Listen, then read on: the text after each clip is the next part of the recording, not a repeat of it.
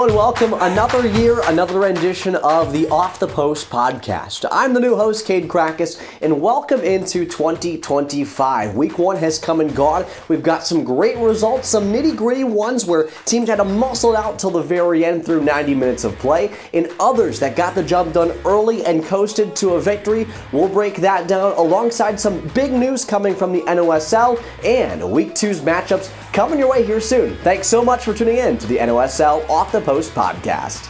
We interrupt this episode of the Off the Post podcast to remind you that Alanovis Corp is the official sponsor of the NOSL. A big thank you to Alanovis for bringing you the NOSL in 2025. It's finally the 2025 season, and with that comes a lot of new things. We take a look at what's to come and what we've already had established in the NOSL. Taking a look at 2024, there were a number of things introduced, including Pro Rel and the League Cup, both of which return in 2025. It's going to be a great opportunity for teams to get some new opportunities in the mix. When you take a look at the Men's Division 1, we'll see 10 teams in the mix there, and then down into Division 2 on the men's side, there'll be 8 teams. So this is a chance for these teams to really fight it out and see if they can potentially hoist some hardware or get themselves up to a better spot in the ladder. You take a look at the Men's Division 1 side, obviously they are going to fight for the top of the table to stay in the mix, especially when it comes to that postseason opportunity to hoist some hardware. And if you take a look at the Men's Division 2, the top teams will be jostling to get into the promotion spot to make their name known and once again continue to climb that ladder. When you take a look at League Cup, that's another big thing that teams are going to be looking to partake in this year. When you see what they have to offer, the League Cup will be a single elimination tournament, and for that, teams will be competing throughout the season for a chance to make their name known and also get a chance to hoist, guess what? You know, it's some hardware. If you look at some other opportunities, the women's side of things, they've got themselves a couple teams in the mix this year.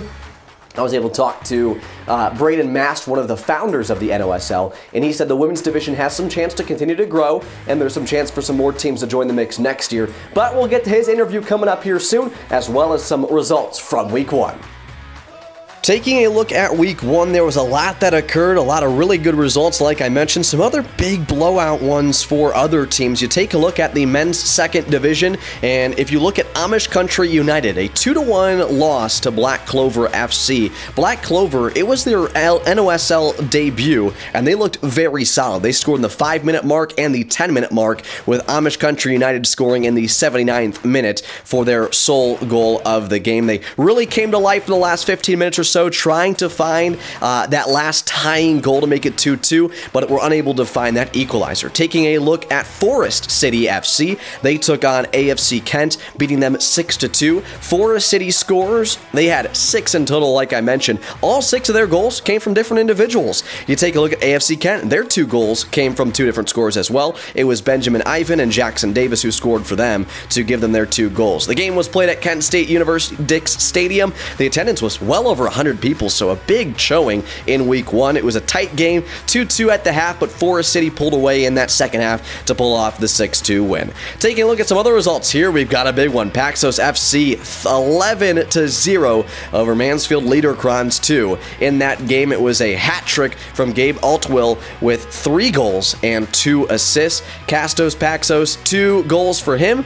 And, you see that 6 other goals were scored by other individuals. It was Cody Duckworth, Bobby Moore, Marcus Miller, Noah Hutta, Joshua Sarver, and Isaiah Allen. What a big showing for Paxos FC. The game was played at Walsh University's Larry Stout Field. It was real good attendance, but you know what else was real good? Paxos FC obviously had a completely full bench as well. Something that you definitely have to take note of is an 11-0 result. You're going to have to get some other guys involved down the stretch, and they certainly did so. Paxos played 2 competitive friendlies this past week after the MLSC game versus Akron City FC and Ambassadors FC Ohio. In summary, they're pretty ambitious and they're not afraid of competition, and that could really be a problem in the second division this season for Paxos FC as they look to find a way to promote themselves to the first division. You take a look at men's Division 1 side, you see on Saturday, May 10th, it was Stark County United who got things going over Mahoning Trumbull United. They got a 4-0 finish there with Morales, Reagan, Tongret, and Waters scoring goals. The The game was played in Massillon, and it was a pretty good result for what the conditions were. It was tough with a lot of rain coming throughout the week, and you really saw Stark County United come out and get the job done with that 4-0 result. Taking a look at some other games on Sunday, May 11th, Mansfield Liederkranz won. They drew Ohio City SC with a 3-3 result. It was Mansfield Liederkranz who just got some really big showings. Jacob Deaver just announced this week he will be playing for Cleveland State University in the fall, a transfer from Capital University. He scored one of the goals alongside Jared McPeak and Bruno Vargas. You know, you look at Ohio City SC, they got some big results from some of their scores. Adam Wade, Mikey Burrington, and Justin Liebertowski all scored. That game was played at Mansfield Liederkranz, and you take a look at the defending champions held to a draw in week 1. Hey, that's exactly what you're looking for if you're Mansfield Liederkranz. It was a back and forth game, as I mentioned, with it being a 3-3 game. You'd expect that. Moving on to Sunday, May 11th, Delaware Rising 6-4 result over Worcester FC. You know, that's a big one. 10 total goals scored between the two sides, and it was Lincoln Wallace who led the way for Delaware Rising with 2 goals himself, alongside Brent Rader, who got 2 goals. Eli Tabor and an own goal were the other sole goals for Delaware Rising for that 6-goal mark. And guess who for Worcester FC? It was Nicholas Morse. 4 goals on the game. It was played at Buckeye Valley High School. Delaware led 4-0 at the half, and Worcester tied it up 4-4 with 4 goals early in that second, but Delaware scored 2 late goals to seal the win. You know, Nicholas Morris had all 4 goals himself, putting himself firmly in the driver's seat for the second division Golden Boot race. Now you take a look at some other results that we saw on Sunday. The last one here for Division 1, the first division for the men. It was Twinsburg United falling to Greater Columbus 2-1. For Greater Columbus, their 2 goals were scored by Cale Dorsey. 2 huge goals to give them that 2-1 win. It was played at Twinsburg High School, and it was a tight game, very well played on both sides. Now we take a look at the women's division. On Sunday, May 11th, Mansfield Liederkranz and Twinsburg United tied 3-3 in that game. Goals were scored by a number of different individuals, but it was Emily Paterzik. 2 goals that led the charge through all individuals who scored between those two sides. It was played at Mansfield Liederkranz. Twinsburg United led 2-0 early, but Liederkranz came back and earned the draw. Certainly a way you like to start the season, coming back and defying the odds to bring a tie game and get a point out of it. Now you move on to some other games that we saw. Ohio City SC, 2-0 victory over Delaware Rising, with the Ohio City goal scorers being Lydia Mitchell and Ava Williams. That was played at Buckeye Valley High School. Moving on to our last women's game, you take a look at Delaware Rising. 3-0 victory over Panthers FC. It was Lindsay Whitmore who scored, Kendall Duke on a penalty kick, and Ali De Gracia who scored to give them that 3-0 victory. The game was called in the 84th minute due to lightning and weather, but it was played at Crestview High School, and a big reward for Delaware Rising in week 1 with that 3-0 victory. Moving on to the Northwest Division, our last thing for you here today, you see AC Elite with a 2-1 victory over Firelands United, and Valentis Athletica 5-0 victory over FC Perrysburg. Those are our 2 Northwest Division results, and those are all of our results from week 1. A lot, I know, but a lot of really good ones that we didn't want to miss out on. We interrupt this episode of the Off the Post podcast to remind you that Alanovus Corp is the official sponsor of the NOSL. A big thank you to Alanovus for bringing you the NOSL in 2025. Welcome back to Off the Post. I'm Cade Crackus, the host, and now joined by Braden Mast. Braden, first and foremost, you want to introduce yourself to the audience? Yeah. So, Cade, first of all, thanks for having me. Really looking forward to Off the Post this year. But I'm Braden. I'm the Director of Operations for the Northern Ohio Soccer League, or the NOSL, and I do a lot of the day-by-day or day-to-day operations within the NOSL. So contacting teams, onboarding new teams, dealing with scheduling, just kind of everything you can think about. I'm kind of doing all that stuff behind the scenes. Yeah, certainly. So it's been a busy start to the year. Obviously, week 1 is already come and gone. When you take a look at week 1 on your end, how was it? Any issues or anything like that, or everything going pretty smoothly? For the most part, it went very smoothly, and there's a lot of work that leads up to the season. So as soon as the season starts, it's always a good feeling just to kind of have all that behind you, all the preseason preparations. In week 1, it went well. We had very few hiccups, and overall it was just a great first week. I was actually able to make it to 5 different games, which was a lot of travel, and it was a little taxing, but it was just good to get out and see all the teams, see managers, players, and just watch some good soccer.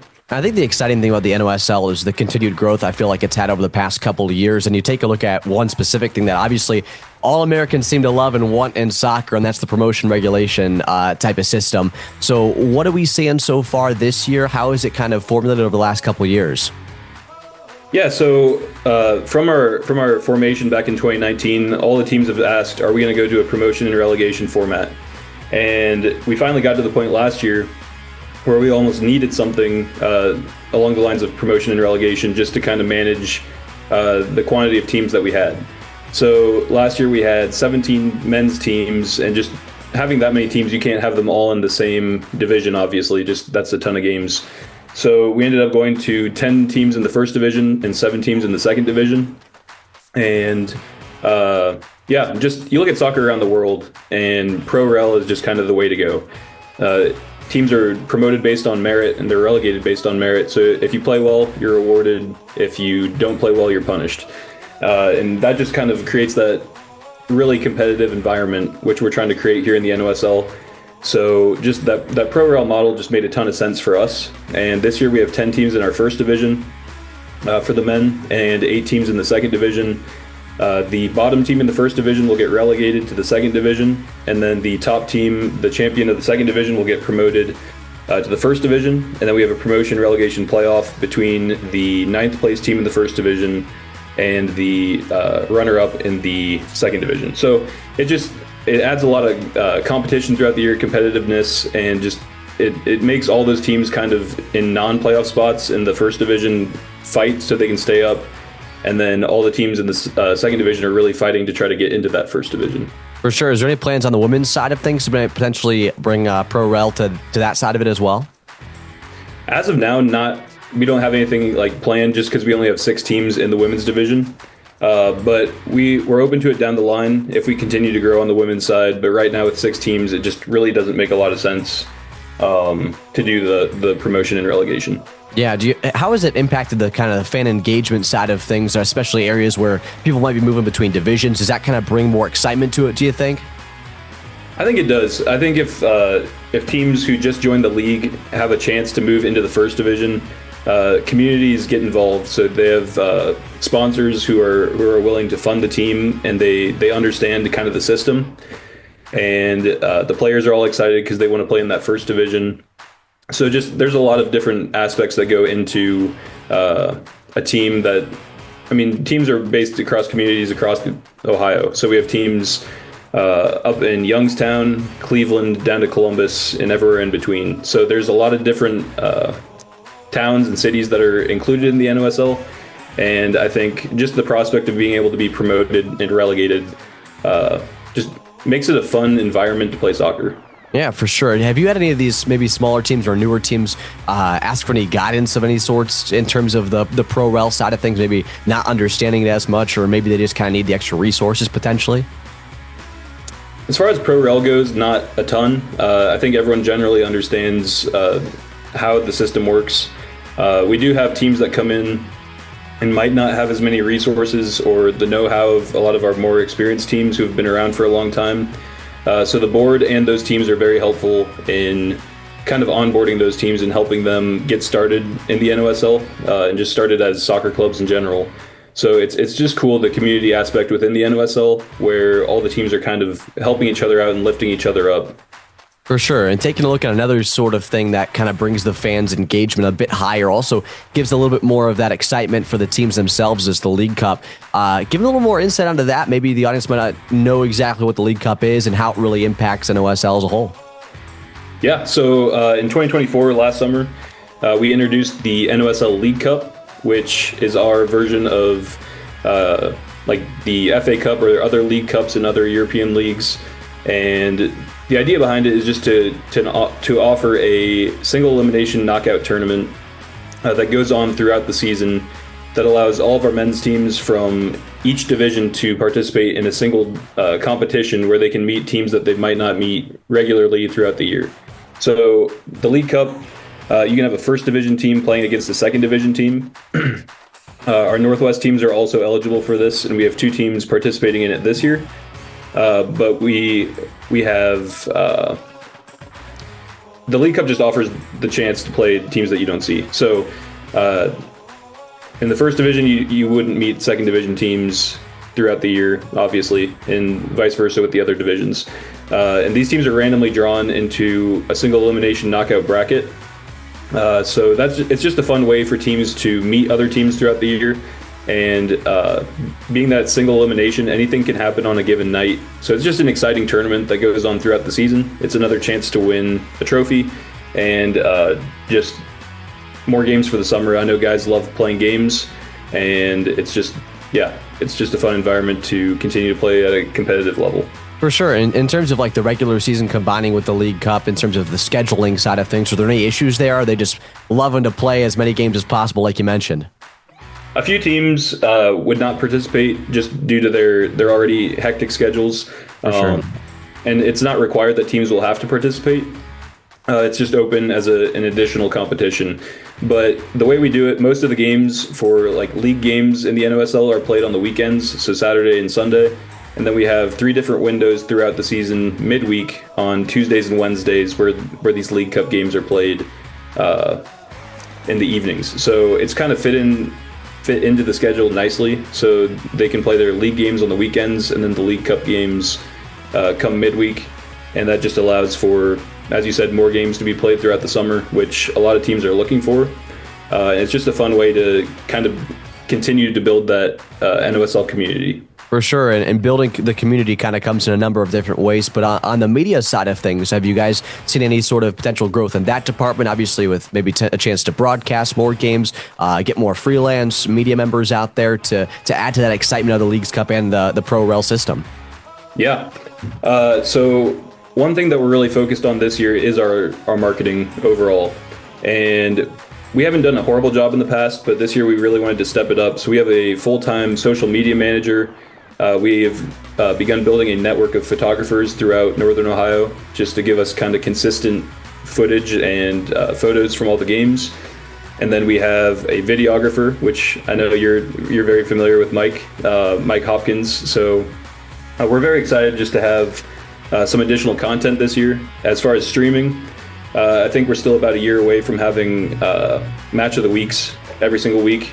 We do want all of our teams to begin streaming their home games, but we will be looking into having all of our major finals broadcasted this year. So the League Cup final, the men's and women's finals, and then the Northwest Division final as well. And so just overall the marketing, we're trying to build that up this year and just allow people to see the NOSL and want to be a part of it. Yeah, and outside of the stuff that you just mentioned in terms of the media side of things, are any other expansions that you guys are looking to do or any sort of growth on either the men's or women's leagues? So for next year, we have already begun talking with about 5 or 6 teams on the men's side to join the NOSL. We have a couple teams in the Northwest area around Toledo that have already expressed their interest in joining in 2026. And then on the women's side, we have 2 teams who are kind of lined up. We're working with them to make sure they're all set to join the league next summer. But it's just fun to see the league continuing to grow. And there's a lot of teams who are interested. There's a lot of areas in Ohio that we have not reached yet that could really would really be great areas for an NOSL team. And I think honestly, there's places that just don't know about the NOSL yet. And for sure, that's what we're trying to do with our marketing and just the way that we run the league. We want it to be a fun, welcoming environment for all these teams to play together in a competitive adult, just like a professional environment. We always have the saying, we're an amateur league, but we're trying to make it as professional and experienced as we possibly can. So even though the teams and players are amateur, we want it to be a very professional experience for everyone. And that goes from like match day to the social media posts to off the post and everything else that we do on a marketing standpoint or from a marketing standpoint, just to kind of make it a fun, engaging environment for all our teams and players. For sure. Well, Braden, I appreciate your time today. Yeah, thanks, Cade. Thank you for having me, and I appreciate all you do for the NOSL and Off the Post, and I'm looking forward to the rest of this year. Yeah, it should be great. We'll definitely have to get you back on here as we get deeper and deeper into the heart of the season. What do we have coming up this week? We've got some great things coming your way. On Sunday, May 18th, it'll be Mansfield Liederkranz traveling to Stark County United for a 1 p.m. kickoff. Ohio City SC is at Ashland at 2 p.m. at Ashland High School. Delaware Rising is at Mahoning Trumbull at 3 p.m. against at Hiram University. And Susserfuss Balverin at Twinsburg University at 5 p.m. That game will be played at Twinsburg High School Stadium. Moving to the men's second division, we will have Akron United that will travel to Youngstown State University to take on Raiders FC in a rescheduled match from last weekend. Both teams make their NOSL debut with kickoff starting at 6:30 p.m. That game actually is held last night. We'll get the results to you on that on social media. Take a look at what we've got there. And in terms of what we have coming up on Saturday, May 17th, Amish Country United at Akron United at 3 p.m. Then Saturday, May 17th, we've got Paxos FC at AFC Kent at 5 p.m. Sunday, May 18th, a lot of results there as well. We'll have Black Clover FC at Raiders FC at 5 p.m. And Sunday, May 18th, we'll also have Forest City FC at Mansfield Liederkranz 2 at 4 p.m. The game for Black Clover FC will be played at Warren G. Harding, and the game for Mansfield Liederkranz 2 will be played at Mansfield Liederkranz. Taking a look at our last two divisions here, women's division games will be played on Sunday, May 18th. It'll be Ohio City at Mansfield Liederkranz at 2 p.m. and Susserfuss Balverin at Delaware Rising at 12 p.m. In the men's Northwest Division, we'll have FC Perrysburg at Firelands United at 10 p.m. and Valentis Athletica at AC Elite at 5:30 p.m. Those games will be played at Sports Force Park for Firelands versus FC Perrysburg and at Armstrong Sports Complex at the University of Findlay for Valentis Athletica at AC Elite. Well, that's all we've got for what's coming up this week. Make sure to stay tuned. We'll catch you back in a moment right here on the Off the Post podcast. Well, that's all that we've got for this episode of Off the Post. Again, I'd like to say a big thank you to NOSL for bringing me in to be the host for this 2025 season. We'll have an episode rolling out every single week with lots of things coming your way and some exciting finishes I can't wait to report on here on Off the Post. Again, thanks so much, and we'll catch you guys in episode 2 for week 2 of the 2025 season.